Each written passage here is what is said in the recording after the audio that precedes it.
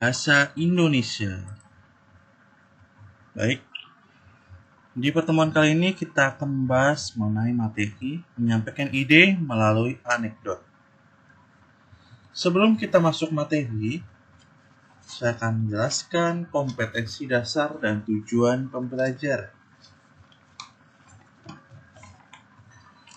Kompetensi dasarnya adalah menganalisis teks anekdot dari aspek makna tersirat, mengonstruksi makna tersirat dalam sebuah teks anekdot, baik lisan maupun tulis, mengevaluasi struktur dan kebahasaan teks anekdot. Tujuannya adalah mendata pokok-pokok isi anekdot, mengidentifikasi penyebab kelucuan anekdot, hingga membandingkan anekdot dengan humor, menganalisis, menyimpulkan, mengidentifikasi, mengenal berbagai pola penyajian teks anekdot.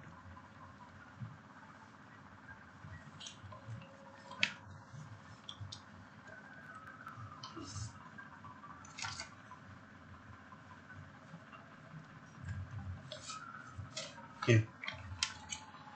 Kita pernah menyaksikan kejadian-kejadian lucu yang seringkali di luar nalar atau logika. Kejadian lucu tersebut ada yang kita alami sendiri atau dialami oleh orang lain yang kemudian diceritakan kepada kita. Nah, kejadian-kejadian lucu tersebut juga sering diceritakan, dituangkan ya dalam bentuk cerita tertulis. Cerita tertulis semacam itu termasuk dalam teks anekdot. Anekdot tidak hanya dapat menghibur, tetapi juga mengandung pesan yang dapat dijadikan sebagai pelajaran hidup.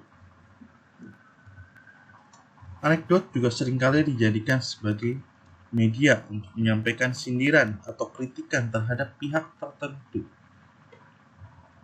Oke.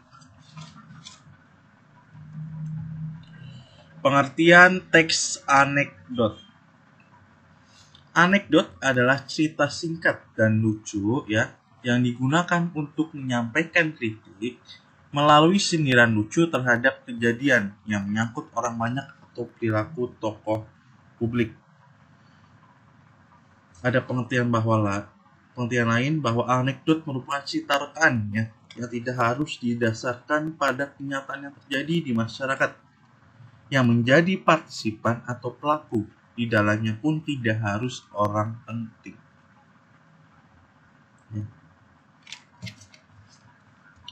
Anekdot bukanlah lelucon karena tujuan utama itu tidak hanya untuk membangkitkan tawa, tapi untuk mengungkapkan suatu kebenaran yang lebih umum daripada kisah itu sendiri, atau untuk melukiskan suatu sifat karakter dengan ringan, sehingga ia menggentak dalam kilasan pemahaman yang langsung pada intinya. Anekdot terkadang pula bersifat sindiran alami. Beberapa ahli memaknai secara luas tentang teks anekdot. Kan Graham dalam Rahmanadia. Nah ini 2010 jilid 2 menyatakan bahwa kata anekdot ya digunakan untuk memaknai kata joke dari bahasa Inggris yang bermakna suatu narasi atau percakapan yang lucu atau humorous. Senada dengan berbagai pandangan terakhir, Wijana menjelaskan bahwa teks humor adalah teks atau wacana bermuatan humor untuk bersendau gurau, menyindir atau mengkritik secara tidak langsung segala macam kepincangan atau ketidakberesan yang tengah terjadi di masyarakat penciptanya.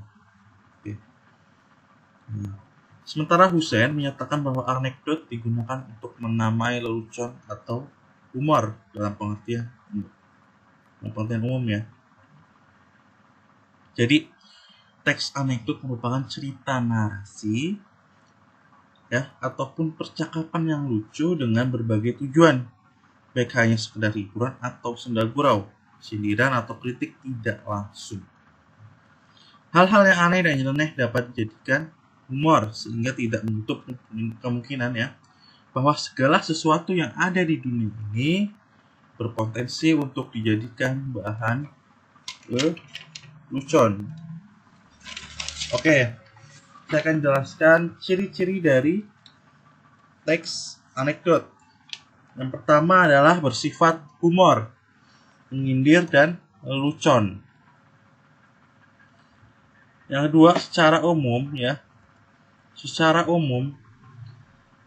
biasanya menceritakan hewan dan manusia.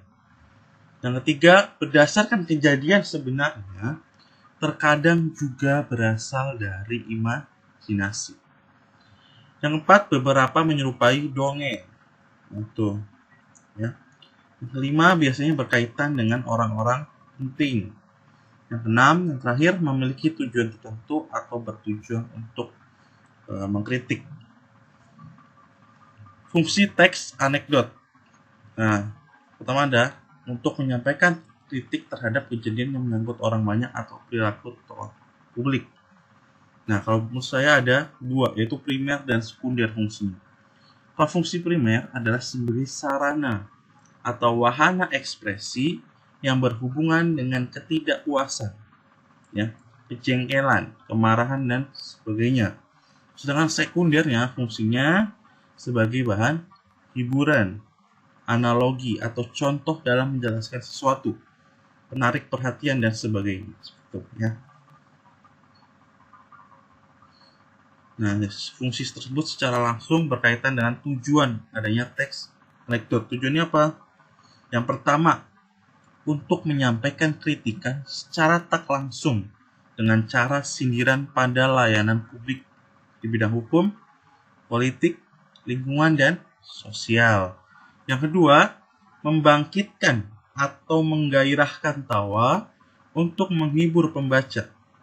Tuh. Yang ketiga, mengungkapkan suatu kebenaran yang lebih umum dari suatu kisah singkat atau untuk melukiskan suatu sifat dengan ringan, ya. Lalu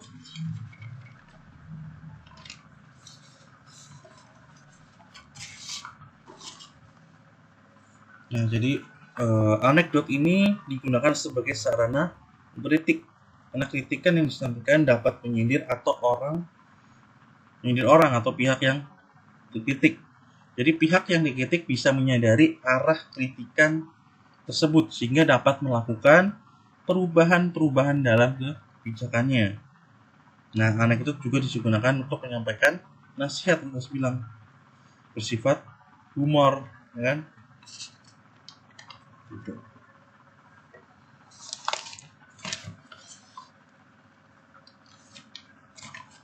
Nah, kita langsung ke strukturnya ya. Oke, struktur teks anekdot.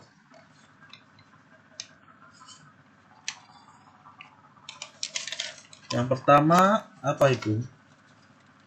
Anekdot memiliki struktur teks yang membedakannya dengan teks lainnya, ya kan? Ya. Nah, teks anekdot memiliki struktur abstraksi, orientasi, krisis, reaksi, dan kode. Oke, yang pertama adalah abstraksi. Nah, abstraksi itu ya terletak di bagian awal paragraf yang berfungsi memberikan gambaran tentang isi teks. Nah, fungsi abstraksi adalah memberikan gambaran tentang isi teks. Biasanya bagian ini menunjukkan hal unik yang akan di dalam teks, ya. Lalu ada orientasi. Orientasi merupakan bagian cerita yang mengarah pada terjadinya suatu krisis, konflik, atau peristiwa utama. Bagian inilah yang menjadi penyebab timbulnya krisis. Jadi orientasi itu bagian yang menunjukkan awal kejadian cerita atau latar belakang, ya. Kalau disebut latar belakang bagaimana peristiwa itu terjadi, gitu, ya. Lalu ada krisis atau komplikasi, merupakan bagian dari inti peristiwa suatu anekdot. Nah, pada bagian krisis itulah terdapat kekonyolan yang menggelitik dan mengundang tawa. Nah, krisis itu adalah bagian di mana terjadi hal atau masalah yang unik atau tidak biasa yang terjadi pada si penulis atau orang yang diceritakan. Ya, jadi bagian ini menjelaskan mengenai pokok masalah utama atau inti dengan sesuatu yang menarik. Ya.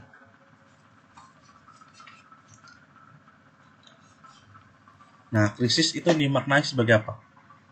Sebagai ketidakpuasan atau kejanggalan, ya teman-teman. Tuh. Lalu ada reaksi. Ya. Reaksi merupakan tanggapan atau respon atas krisis yang dinyatakan sebelumnya. Reaksi yang dimaksud dapat berupa sikap mencela atau mentertawakan. Ya.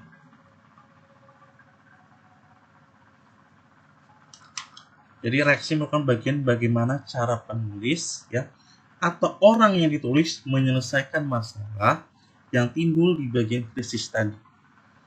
Artinya apa? Reaksi dijadikan sebagai bagian yang memberikan penyelesaian masalah lengkap dengan menggunakan cara yang menarik dari dan berbeda dari biasanya. Ya. Lalu ada coda, nah, atau bagian akhir dari cerita atau penutup ya. Betul. Kesimpulan di sini ada sebagai pertanda berakhirnya cerita. Ya.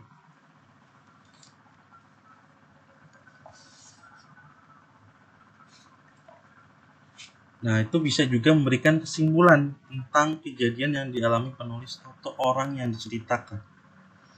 Ya, di dalamnya terdapat persetujuan, komentar, penjelasan atas maksud dari cerita yang dipaparkan sebelumnya. Nah, bagian ini ditandai oleh kata-kata seperti itulah, akhirnya, demikianlah, ya. Pemberian kode bersifat opsional, bisa ada ataupun tidak ada.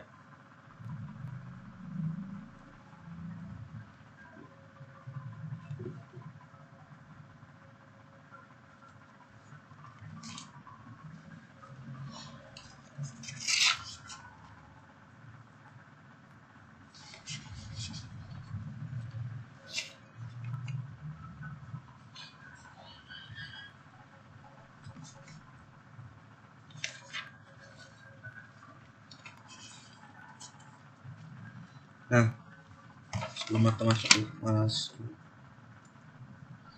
Jadi, teks anekdot juga dapat disajikan dalam bentuk apa? Puisi.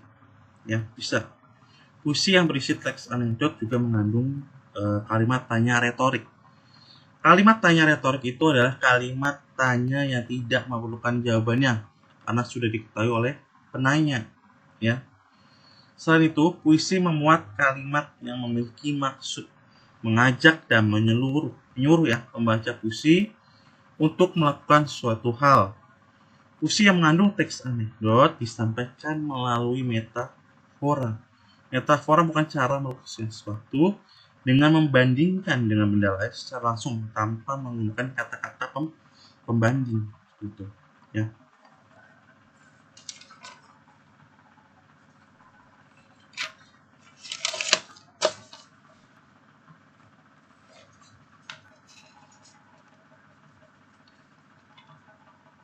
Oke, kita masuk kata-katanya.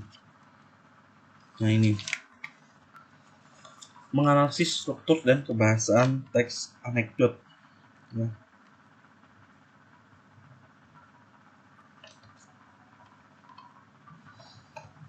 Kalau kaidahnya ya teman-teman, kaidah teks anekdot adalah isinya berupa lelucon ataupun cerita menggelitik. Dan di dalamnya terkandung kebenaran tertentu yang bisa menjadi bahan pelajaran bagi khalayak. Ya.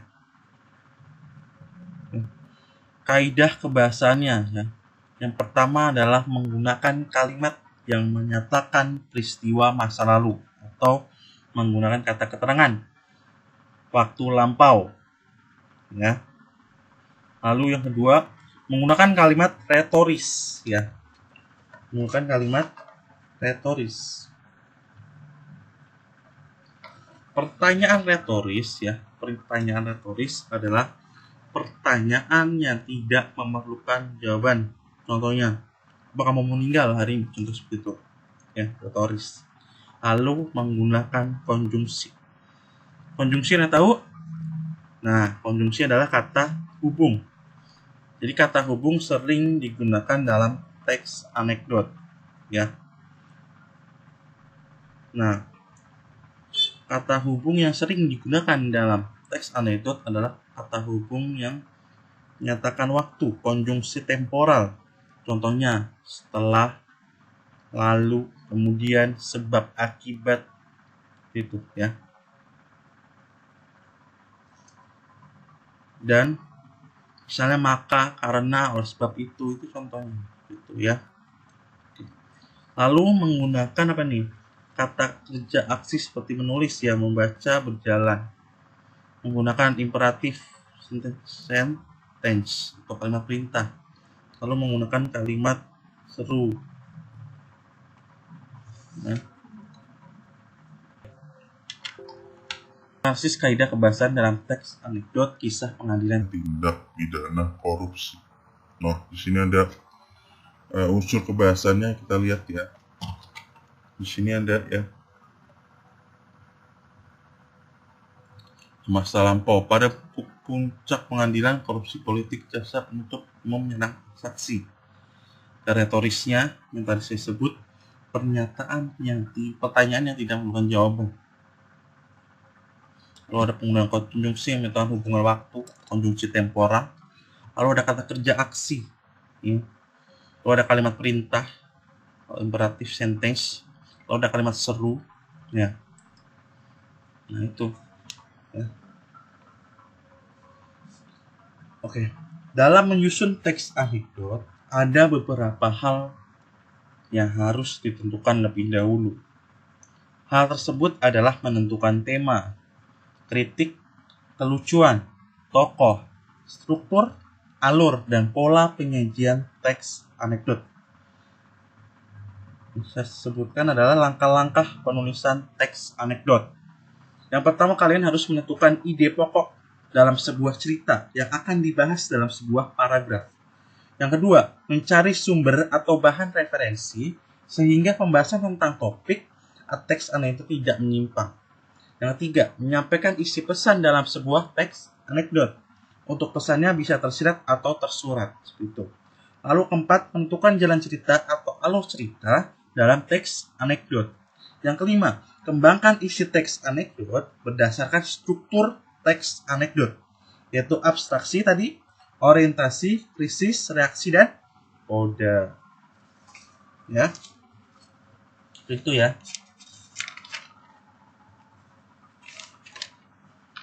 Nah, kita lanjut ke kira lagi ya.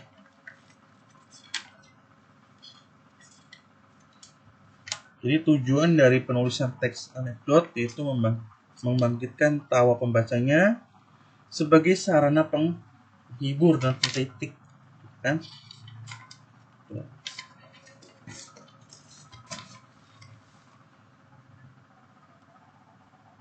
Nah, sekarang kita membahas mengenai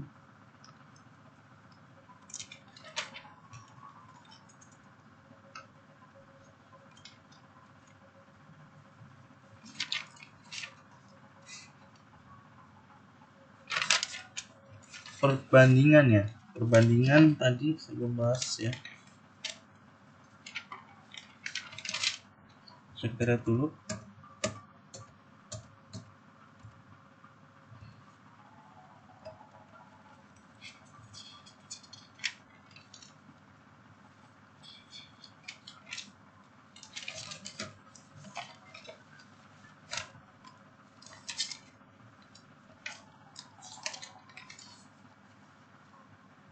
Nah, saya sebutkan perbedaan humor dan anekdot ya. Yang pertama adalah teks anekdot adalah cerita lucu yang berisi sindiran, sedangkan teks humor hanya sekedar cerita lucu. Ya. Yang kedua, biasanya teks anekdot berisi tentang orang-orang penting, sedangkan teks humor tidak. Yang ketiga, teks anekdot memiliki tujuan tertentu, sedangkan teks humor sebagian besar hanya untuk menghibur, ya. Lalu anekdot memiliki makna tersirat, sedangkan humor tidak ada makna tersirat, ya. Lalu mengenai masalah, anekdot masalah selalu terkait tokoh publik tersebut, ya. Kalau humor masalah kehidupan secara umum, ya. Oke. Menganalisis kritik yang disampaikan dalam anekdot. Nah, kritik dalam anekdot diungkapkan dalam bentuk sindiran, tidak disampaikan secara langsung. Tujuannya untuk menghindari konflik dari pihak yang disindir. Maka dari itu, ya, pencerita menggunakan ungkapan yaitu berupa kata, frasa, kalimat yang bermakna idiomatis. Itu bukan makna sebenarnya. Lalu menyimpulkan makna tersirat dalam teks anekdot. Teks anekdot sendiri tentunya selain untuk memberi humor, juga harus memuat makna tersirat, ya, atau pesan moral atau kebenaran secara umum. Meskipun makna tersirat, pesan moral atau kebenaran secara umum adalah sindiran dan kritikan, tapi hanya lebih mengarah pada tujuan yang ingin disampaikan oleh si pembuat kritik. Lalu yang keempat adalah menginterpretasi makna dalam teks anekdot. Nah, dalam interpretasi kita harus menyimak teks dengan seksama. Kita harus mengerti makna dari setiap kalimat dan hubungan di antara kalimat yang membangunkannya.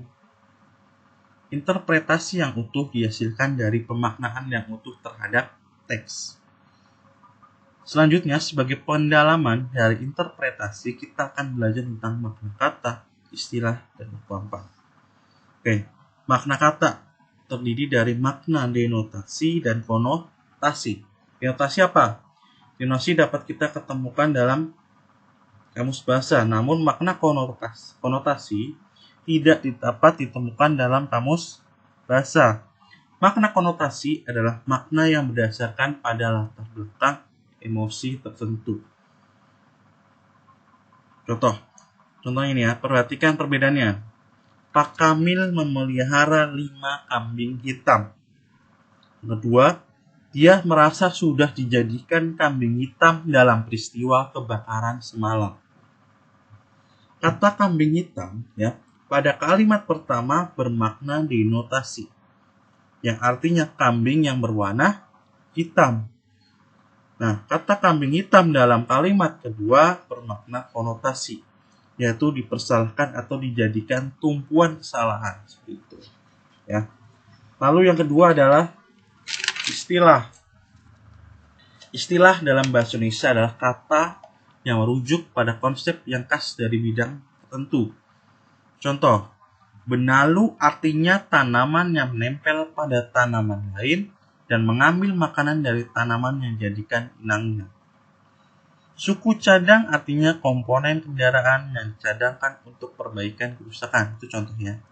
Ungkapan adalah gabungan kata yang menghasilkan makna baru. Contoh, tangan besi artinya memerintah dengan keras. Bertangan dingin artinya selalu berhasil dalam melakukan sesuatu. Naik kuda hijau artinya dalam keadaan mabuk. Itu ya.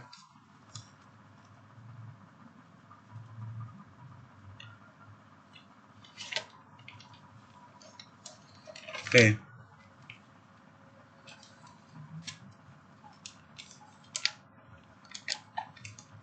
Yang terakhir ya, menceritakan kembali teks anekdot. Nah, sebelum menulis anekdot ya, terlebih dahulu belajar menuliskan kembali teks anekdot yang telah kamu baca. Nah, cara penulisan anekdot harus dengan pola penyajian yang berbeda dan gaya penceritaan yang berbeda. Dalam penulisan ulangnya pun harus sesuai dengan kebahasaan dan strukturnya. Langkah-langkah untuk menceritakan kembali adalah sebagai berikut.